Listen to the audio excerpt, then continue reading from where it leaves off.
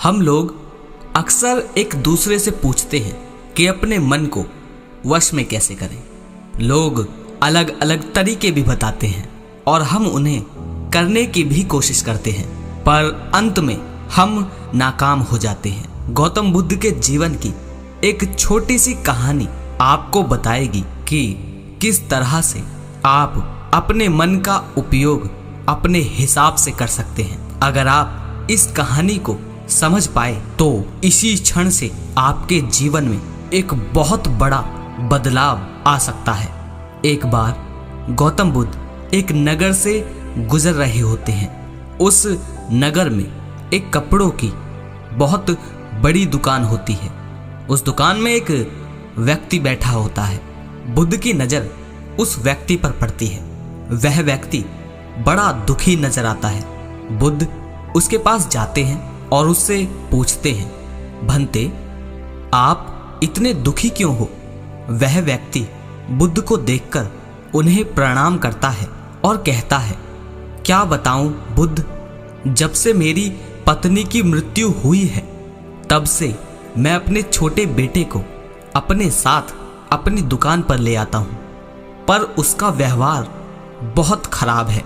जैसे ही कोई ग्राहक कुछ सामान लेने दुकान पर आता है, मेरा बेटा उसकी पगड़ी को उतार कर फेंक देता है या उसके झोले को उतार कर फेंक देता है, जिससे कि मेरे सभी ग्राहक अपमानित महसूस करते हैं और अब वे लोग मेरी दुकान पर आते भी नहीं हैं, जिससे मुझे बहुत भारी नुकसान हो रहा है। मेरे घर पे भी कोई नहीं रहता, जिसके कारण मैं अपने बच्चे को घर पर छोड़ भी नहीं सकता। मैंने अपने इस बेटे को बहुत समझाने की भी कोशिश करी, डांटा पीटा, बहुत चिल्लाया, सब कुछ करके देख लिया, परंतु कोई भी तरीका काम नहीं आया। बुद्ध कहते हैं, यदि तुम कहो तो मैं तुम्हारी सहायता कर सकता हूँ। बुद्ध की बात सुन उस व्यक्ति की आंखों में एक खुशी की चमक आ जाती है और वह व्यक्ति बुद्ध से कहता है, बुद्ध, बड़ी कृपा होगी आपकी यदि आप मेरी इस समस्या का हल कर दें तो। बुद्ध उस व्यक्ति से कहते हैं, परंतु मैं जो भी करूँगा उसमें तुम दखल नहीं दोगे और ना ही कोई प्रश्न करोगे। तुम्हें मुझे यह वचन देना होगा। वह व्यक्ति बुद्ध को वचन देता है कि आप जो भी करेंगे मैं उसमें बिल्कुल भी दखल अंदाजी नहीं करूँगा।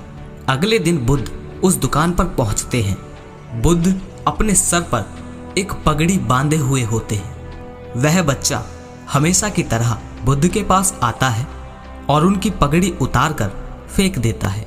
बुद्ध मुस्कुराते हैं और उस बच्चे से कहते हैं, बहुत अच्छा बेटा, अब जाओ और उस पगड़ी को उठाकर लेकर आओ। वह बच्चा बुद्ध की बात सुन उस पगड़ी को उठाकर लाता है और बुद्ध को दे देता है। बुद्ध वहां से चले जाते हैं। अगले दिन बुद्ध एक लकड़ी लेकर आते हैं और एक कुल्हाड़ी लेकर आते हैं और दुकान पर आकर बैठ जाते हैं। वह बच्चा बुद्ध की पगड़ी उतारने को जाने ही वाला होता है कि बुद्ध उससे कहते हैं, बेटा जाओ और जाकर जरा उस कुल्हाड़ी से उस लकड़ी को काट दो जरा। बुद्ध की बात सुन तुरंत उस लकड़ी को काटने के लिए वह बच्चा जाने लगता है। उस बच्चे का पिता यह देखकर थोड़ा घबरा जाता है, क्योंकि वह डर रहा होता है कि कहीं मेरे बेटे को कोई चोट ना पहुंच जाए, परंतु उसने बुद्ध को वचन दिया हुआ है, इसीलिए वह चुप रहता है। वह बच्चा जाता है और लकड़ी काटने की कोशिश करता है। बहुत देर कोशिश करने के बाद वह थक जाता है और वापस आकर बैठ जाता है। इसी तरह बुद्ध रोज आते और उस बच्चे को हर रोज अलग अलग तरह का काम बताते और वह बच्चा उस काम को करता। ऐसा करते करते बुद्ध को 7 दिन हो जाते हैं। अब वह बच्चा भूल ही जाता है कि उसे किसी की पगड़ी भी उतार कर फेंकनी है। बुद्ध 7 दिनों के अंदर उस बच्चे की बुरी आदत को बदल देते हैं और उस बच्चे के पिता बहुत खुश होते हैं और बुद्ध को धन्यवाद कहते हैं। अब जिन लोगों ने भी यह कहानी सुनी, बहुत से लोग तो बड़ी समस्या में फंस गए होंगे कि इस कहानी से मन को कंट्रोल करने का क्या संबंध है, इससे मन को वश में करने का क्या संबंध है।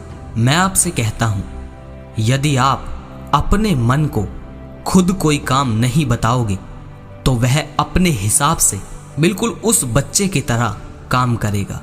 आप हमेशा अपने मन से यह तो कहते हो कि ये मत कर, वो मत कर, यहाँ मत जा, वहाँ मत जा, पर कभी आप उससे ये नहीं कहते कि ये कर, वो कर, इसे कर, उसे कर, यहाँ जा, वहाँ जा।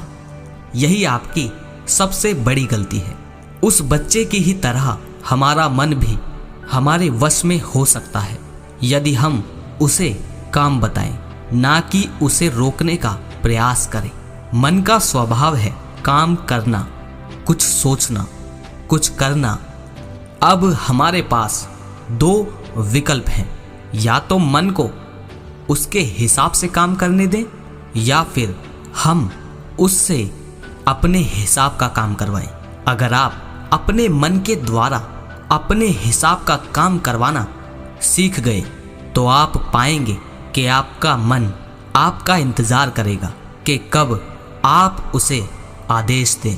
ज़्यादातर काम मन अपने ही हिसाब से कर रहा है और यही सबसे बड़ी समस्या है।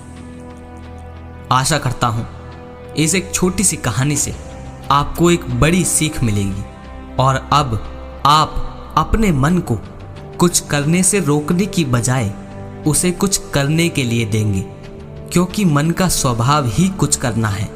अगर आप उसे कुछ करने के लिए नहीं देंगे तो वह अपने हिसाब से काम करेगा।